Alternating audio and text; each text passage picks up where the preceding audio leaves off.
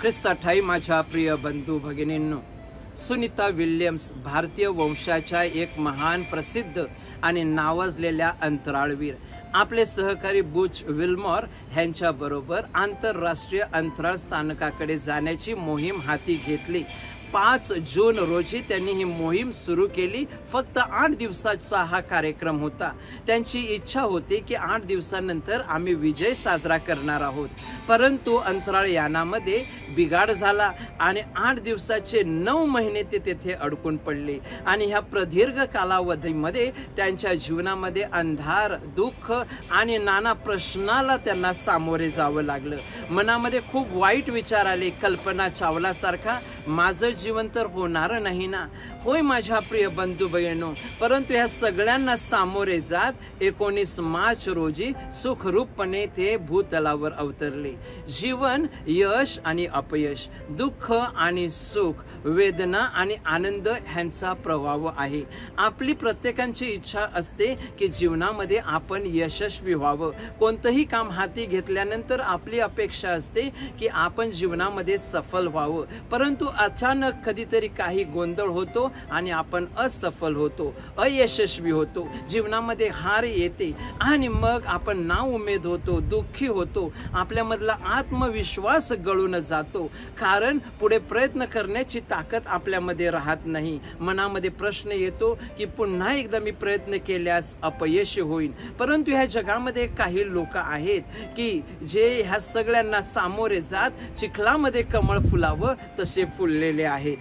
जुन्या करारामध्ये याकोबाच्या मुलापैकी योसेफ हा देखील त्याचा मुलगा होता आणि योसेफ हा वडिलाचा लाडका मुलगा होता। योसेफाने भविष्यवाणी केलेली होती आणि म्हणून त्याचे स्वतःचे भाऊ योसेफाच्या विरुद्ध होते। राग, द्वेष आणि मत्सर त्याच्या विरुद्ध होता।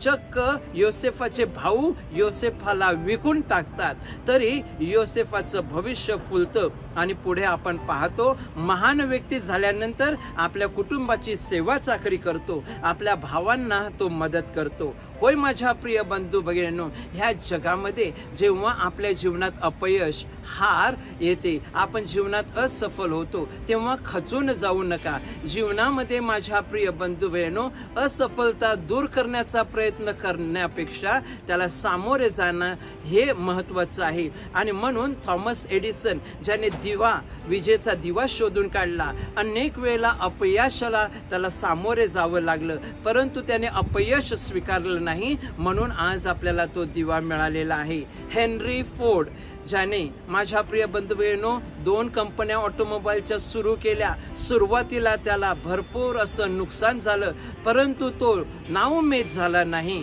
आणि म्हणून आज आपण सुसज्ज अशा त्या कार पाहतो। त्याचप्रमाणे आज फोन शिवाय आपलं जीवन पंगू होईल असं आपल्याला वाटत असताना ग्राहम बेल ह्याला देखील अनेक वेळेला अपयश आलं, परंतु हे अपयशाचा सामना करत ते पुढे गेले आणि आपल्यासाठी फोन शोधून काढलेला आहे। माझ्या प्रिय बंधू भगिनींनो, अपयश जीवनात आल्यानंतर आपल्याला चांगला एक अनुभव येतो। आपलं काय चुकलेलं आहे हे आपल्याला कळतं, आपल्याला विवेक देत असतो आणि अपयशाचा हा अनुभव आपल्या जीवनासाठी खूप चांगला असतो। माझ्या प्रिय बंधू बहिणींनो, आज झावळ्याचा रविवार साजरा करीत असताना प्रभू येशूच्या जीवनामध्ये देखील भरपूर असं अपयश आलेलं होतं। अनेक चिन्ह चमत्कार करून आपल्या विचाराने, आपल्या शिकवणुकीने अनेकांच्या जीवनात आनंद आणून शेवटी माझ्या प्रिय बंधू बहिणींनो, साथ देणारं कोणीही उरलं नव्हतं। अनेकांना मदत करून माझ्या प्रिय बंधू बहिणींनो, त्याच्याबरोबर चालणारे अगदी मोजके आणि थोडेच उरलेले होते। त्याला दगा दिलेले त्याचे प्रियजन होते। जीवनामध्ये माझ्या प्रिय बंधू बहिणींनो, ज्या 12 जणांची निवड केलेली होती त्यामध्ये देखील जवळजवळ आपण पाहतो की तो अपयशी झालेला होता, परंतु या सगळ्या गोष्टीचा विचार न करता अश्रूची झाली फुलं हे सगळं दुःख माझ्या प्रिय बंधू बहिणींनो सहन करत त्याला सामोरे जातो. हेच आपल्याला झावळ्याचा रविवार शिकवत आहे. येशू माझ्या प्रिय बंधू भगिनींनो बेथानी येथे लाजरला जिवंत केल्यानंतर त्याची प्रसिद्धी वाढलेली होती. लोकांनी त्याला राजा केलेलं होतं, परंतु त्याला राजा केल्यानंतर तो ताबडतोब रोमी साम्राज्य उलथून टाकत नाही. त्याचप्रमाणे माझ्या प्रिय बंधू बहिणींनो जेव्हा तो जेरुसलेम मध्ये आला तेव्हा त्याचा लोकांनी उदो केला, जय जयकार केला.